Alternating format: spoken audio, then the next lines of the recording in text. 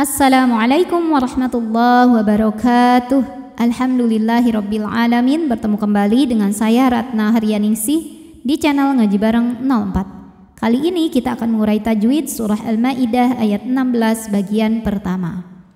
Disimak sampai akhir karena nanti di ujung akan ada pertanyaan seputar tajwid dan jawaban pertanyaan hari kemarin akan ditemukan pada menit ke A'udzu billahi minasy syaithanir rajim. Bismillahirrahmanirrahim. Yahdi, ini hukumnya adalah mad tabi'i zahiri. Sebab ada ya sukun yang didahului baris kasrah, maka huruf dal yang berbaris kasrah kita panjangkan 2 harokat. Yahdi bihillah. Lam jalalah dibaca secara tarqiq sebab didahului harokat kasrah, maka huruf lam dibaca tipis, bunyinya lah. Bihillah ringan. Kemudian ada hukum alif lam yang disebut dengan alif lam syamsiyah. Sebab ada alif lam yang menghadapi huruf syamsiyah yaitu lam, maka cara bacanya alif lam tidak dibaca atau disebut dengan idgham syamsi. Bihillah, la dihukumi dengan mad tabi'i muqaddar sebab lam berbaris fathah panjang, maka lam ini kita panjangkan 2 harokat saja. Bihillahu manit. Nah, ini alifnya ini hamzah wasal ya. Hamzah wasal itu adalah hamzah yang ketika di tengah bacaan tidak kita baca, tetapi ketika kita mulai bacaan dari hamzah wasal tersebut, maka ini harus dibaca dengan harokat tertentu ya.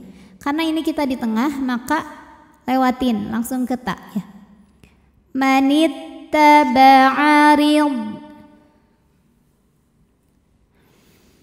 Huruf ra dibunyikan secara tarqiq sebab ra berbaris kasrah, maka ra dibunyikan dengan tipis.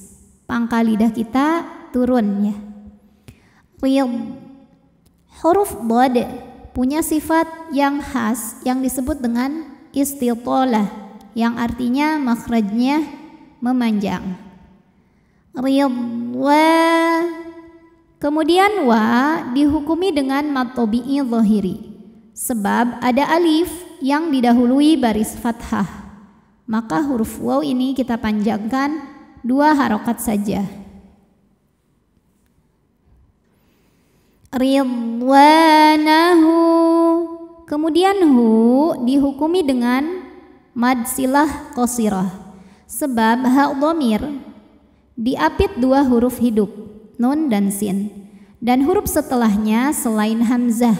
Jadi huruf setelahnya ini bukan a, bukan i, bukan u, maka ha dhamirnya panjang 2 harokat. Ridwanahu subulas.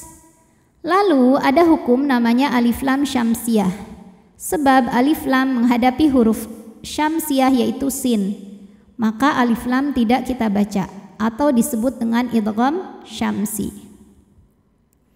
Subulas salah.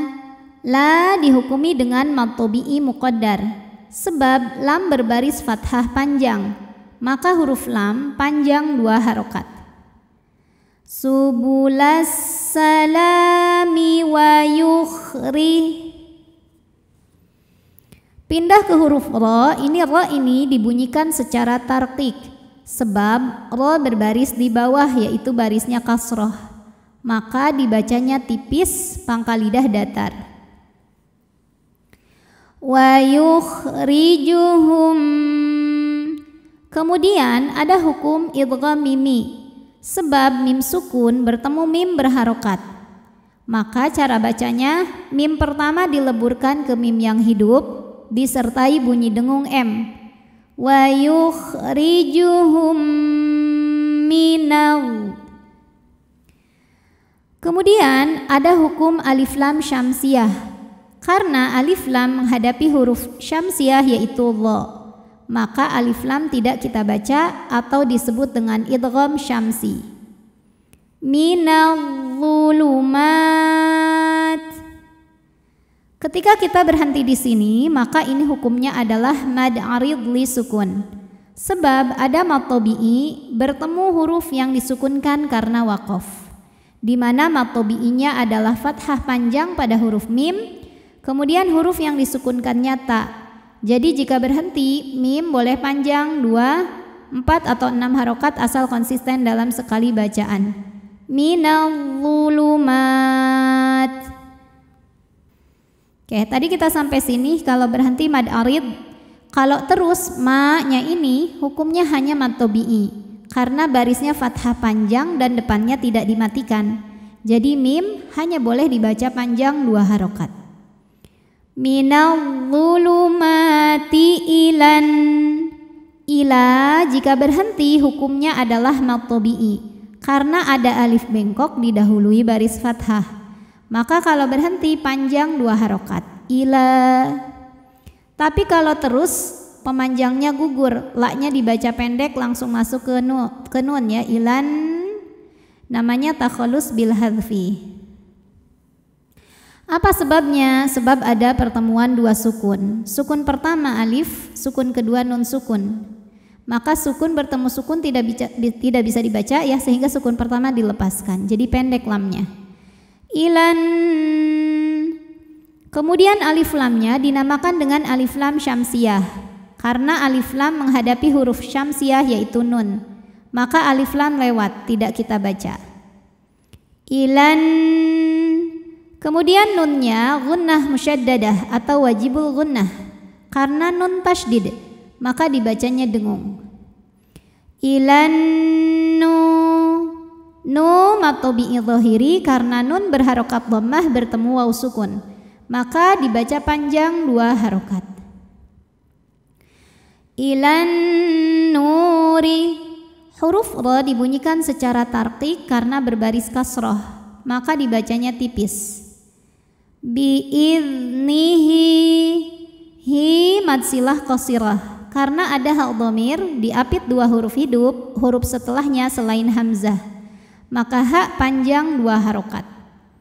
Bi'idnihi wa yahdi. Dihukumi dengan mad tabi'i dhahiri sebab ada ya sukun didahului baris kasroh, maka huruf dal panjang 2 harokat. Wa yahdihim. Him hukumnya izhar syafawi karena mim sukun menghadapi huruf selain mim dan ba yaitu hamzah, maka mim dibaca jelas. Wa yahdihim ila. La mad tabi'i dhahir, mad tabi'i muqaddar ya, karena ada lam berbaris fathah panjang, maka lam panjang 2 harokat. Ila sira. Huruf ra dibunyikan secara tafkhim karena berbaris fathah, maka dibacanya tebal. Sira. Ra mad tabi'i dhahiri karena ada alif didahului fathah, maka ra panjang 2 harokat. Siratim. Kemudian ada idgham bil gunnah karena ada tanwin kasrah menghadapi huruf mim, maka tanwin dileburkan ke mim. Siratim disertai bunyi dengung. Mustaqim. Apabila berhenti hukumnya mad arid li sukun karena ada mad tabi'i bertemu huruf yang disukunkan karena waqaf.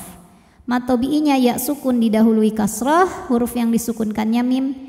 Jika berhenti qaf boleh panjang 2, 4 atau 6 harokat asal konsisten dalam sekali bacaan. Mustaqim. A'udzu billahi minasy syaithanir rajim. Bismillahirrahmanirrahim.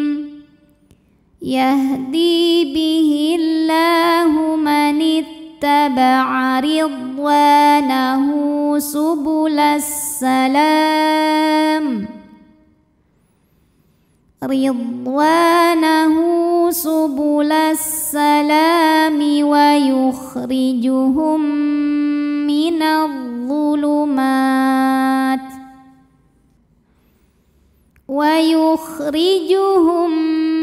minadh-dhulumat ilan nuri bi'idnihi wa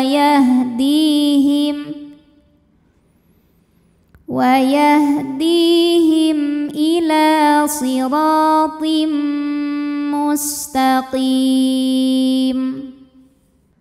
Pertanyaan hari ini, sebutkan cara baca huruf ro ini dibaca secara apa, sebabnya apa, dan bagaimana cara bacanya.